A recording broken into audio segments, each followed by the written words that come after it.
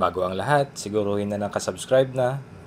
At kung nagustuhan nyo yung video na to, please hit the like button.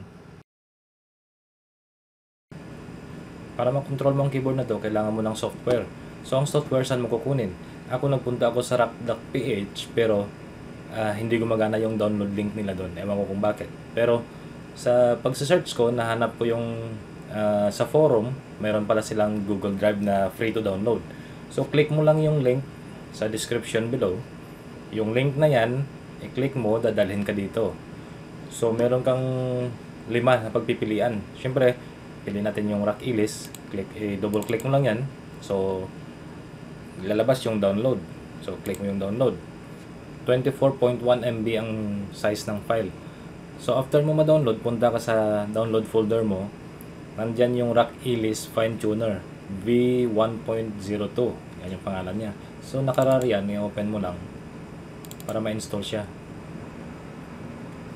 So double click mo, next, accept, next. So pwede mong palitan kung saan na folder mo ilagay, install. Pagkatapos niyang install, click finish lang. So nandito na siya.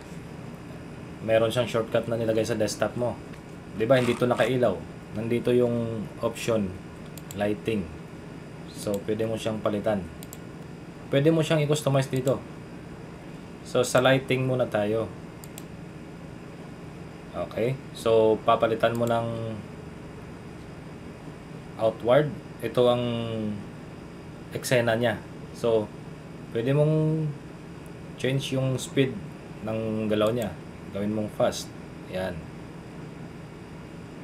So ang brightness niya, pwede mo ding i-adjust. Dim. 'Di ba? Madilim siya. Normal.